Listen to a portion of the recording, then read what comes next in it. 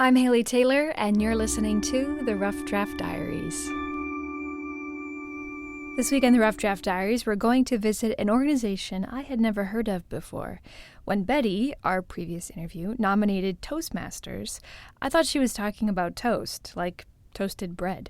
But turns out I was wrong. Toastmasters is a public speaking, leadership, and communications organization. It's a training organization. That's Tom Piper. He's the Vice President of Education for the Glass City Toastmasters, one of the local clubs here in Toledo.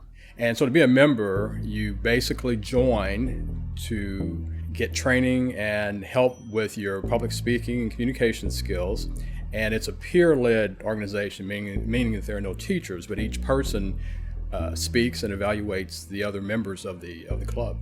So on the second and fourth Tuesday of every month, Glass City Toastmasters holds a meeting. All the members gather, and usually about 3 speeches are shared. Then those who are assigned as evaluators critique their work. The speechmakers and the evaluators are all members of the club, and those are not the only 2 positions you can sign up for. The way the program is set up, you are a leader to some extent when you are a member of the club, because not only are you speaking, you go in initially to improve your speaking capabilities, but you also take on leadership roles within the club. You may be what's called a grammarian, which helps people with their grammar skills, with their ums and ahs and so's and you knows, and so that's a leadership position. Also, we have a timer, and each meeting is timed, and each speech is timed, each role is timed, so you can be a timer. That's a leadership position. You may be an evaluator, or you may be the Toastmaster. The Toastmaster basically is the facilitator or the leader of each meeting. So each of those roles, even though you're speaking during that time, you're also leading, taking a leadership position during that. So not only are you learning how to speak comfortably in front of others, but you are also learning to conduct meetings, plan programs, and work on behalf of a committee. It's also important to note that Toastmasters is an international organization. We're obviously just talking to a local chapter, but you can sign up for a Toastmasters meeting anywhere. Which brings me to my next guest. My name is Annika Alls. I originally heard of Toastmasters through my group of friends who are in Jamaica. And when I heard them, and they're talking about it for months, for years, and I'm like, okay, I probably need to investigate what this Toastmaster is and what I need to do to join. And that's how I became involved in Toastmasters. But Annika did take her time before fully committing to Toastmasters. She did have a few reasons. For one, she was moving from Jamaica, first to Florida and then to Ohio after she got married. The other reason is actually pretty universal. She had a fear of public speaking. At first it seemed scary because they talked about time and how they present ideas and their speeches, and it was intimidating hearing that because I'm not a public speaker. I feel that I do numbers and I'm behind the scenes. So I prefer just being not in front of the stage. So when they said that, I said, okay, maybe not.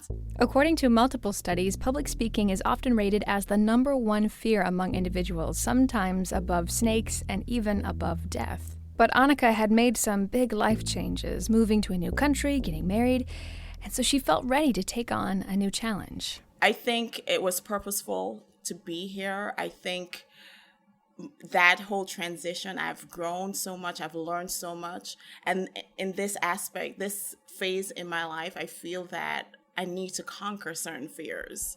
It's a stage of self-discovery. It's a stage of, I don't want to be inhibited because of fears that I have not conquered.